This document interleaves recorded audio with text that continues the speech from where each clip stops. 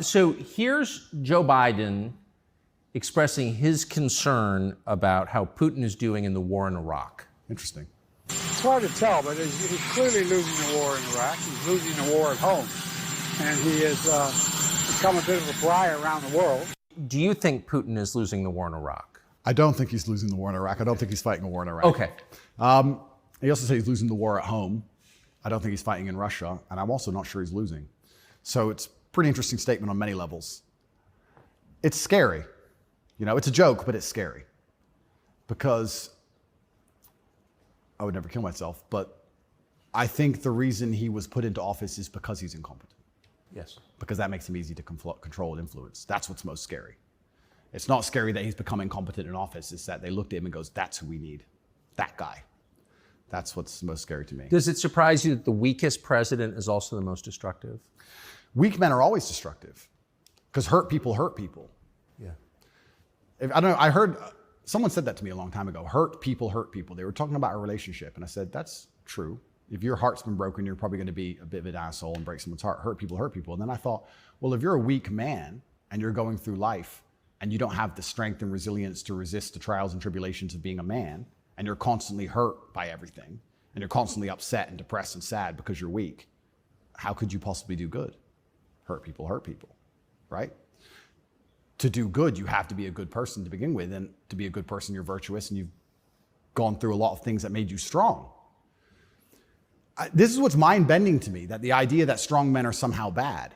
And it's the ultimate hypocrisy, because as soon as something happens, especially physically, as soon as a liberal is attacked, they call the police.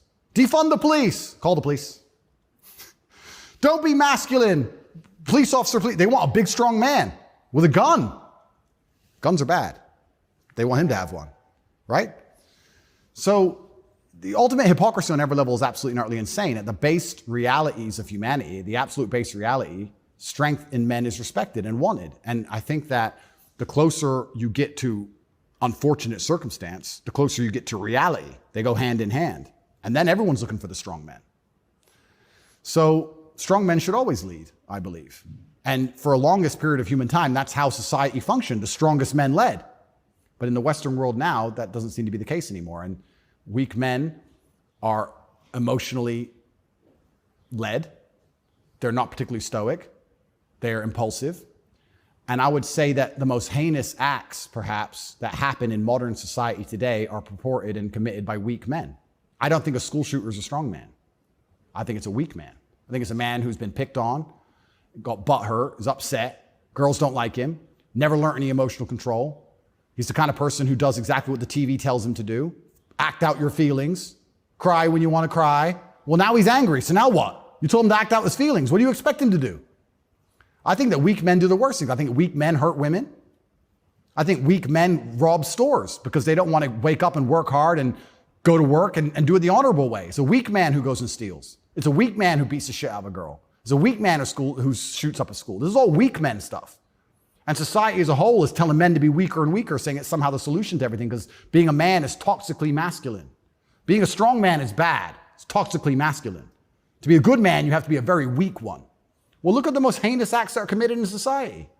Show me a strong, honorable, virtuous man of principle who's doing any of this stuff. So weak men commit the atrocities in this world. Absolutely they do. And it's weak men who also attack anybody of virtue, because I think when you're weak, you're intrinsically unhappy. Yes. I don't think as a man you can be happy if you're weak. I think happiness and strength go hand in hand. Yes. I think that's how we're supposed to be, right? Even strength of mind, strength of conviction, strength of something. If you're weak, you're going to be miserable. So I do find satisfaction in the fact that most of the men who truly dislike me are miserable and weak. And also, like I said earlier about women being gatekeepers, women are fantastic. Women are they're like a barometer for society. I would say you can measure the strength of a society or the virtue of a society or how decayed a society is largely by the actions of many women. I'd like to argue that point. I can argue that point in many different ways. But women really want their man to be strong. Of course. They will punish you for being weak.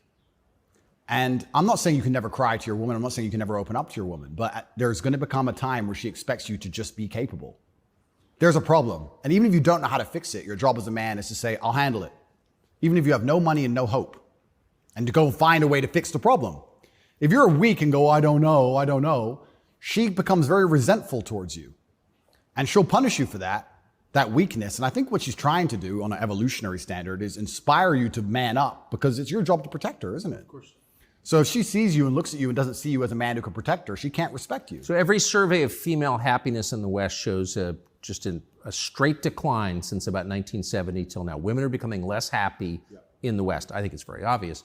What accounts for that? How can you be happy when all the men around you aren't men, right? We are the most beautiful union that God has possibly created on the planet. A feminine woman and a masculine man. It's the most beautiful union that can possibly exist. It raises children the best. Both parties are happier. Both parties gain. It's a net positive for everybody. There's no negative. There's no downside. But if you destroy one side of the equation, then the other side is going to be completely and utterly miserable and unhappy. How as a woman can you be happy if you can't find a man who you believe can protect you, provide for you, sticks up for you, has morals, has principles? There's none of those men left. So then what they do is just go from man to man trying to find it. And by the time they've been through enough men to maybe find someone semi-close to it, they've been through too many men to ever be happy. And then you have the absolute destruction of Western society. We talk about why men don't get married anymore. I can tell you why I wouldn't want to get married in America. I don't see the point in being married to a woman who's had so many partners before me that she can't properly pair bond with me, and then giving her the opportunity to financially destroy me. I think that would be a bad chess move. And I do believe in marriage. I think society would be better if everyone was married.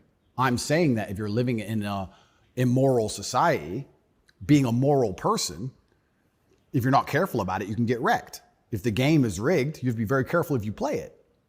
So how do we encourage men to get married? Well, they need to be worth marrying, but so do the women, right? So everything's decaying on both sides. Everything's spiraling. One of the reasons I also got called misogynistic, and I'll say it here, I argue the point that for the longest period of human time, evolutionarily, women had to adopt and find a way to take the ethos of an opposing tribe perhaps quicker than a man could because of war. If the men would fight and a tribe lost and the women survived, they had to change how they thought to fit in with the new tribe to survive. Yeah, because they'd be carried off. Because they'd be carried off. Of course. Like the French women were sleeping with Nazis towards the end of it. Towards the end of Paris occupation, all the French women were sleeping with Nazis. When the Nazis got kicked out, the French women had all their heads shaved because they got caught hanging around with German soldiers. The German soldiers killed their husband. 3 years later, they need to eat. So the German soldiers have a wage. He's handsome. It's amazing how quickly they can adapt. And that's for their own survival. That's fantastic. But then if you extrapolate out and you understand that to be true, then you also understand that women are more susceptible to programming to a degree. I got called misogynistic by saying that if you sit 100 men and 100 women down in front of propaganda, I believe that women are more likely to believe a lot of that. I think a lot of liberals are female. They're more emotional.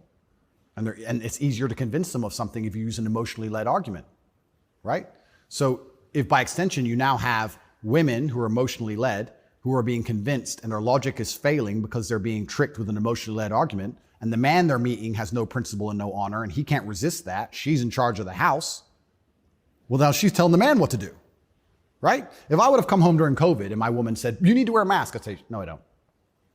End of conversation. But if I was a simp, you need to wear a mask. Okay, baby. Don't. All right. So the women are also largely in charge of the psyop because the men are so desperate to get any kind of connection with a real person and avoid the porn screen. And then these women are being controlled by the mass media as a whole. I say this to, I have children. I don't talk about it often. But I say to the mothers of my children, I say, look, either we program their minds or society does. Who do you believe in? Everyone is being programmed by somebody and something. Me, you, everybody. We're all programmed by someone. To sit and think you're above programming is incorrect. What you have to do is sit and say, does the person who's programming genuinely have my best interests at heart? What do they want me to believe? Why do they want me to believe it? What happens if I believe what they want me to believe? Where does this lead? That's all we can do. We're all programmed. We're all the sum of the 5 people we spend the most time with. Right? So if you have women with no father, no strong masculine influence, who's programming them? The Kardashians and the news? The internet? Porn stars? What kind of woman's that going to be? And then if a man finally ends up with her and he has no backbone, What kind of man's he going to be?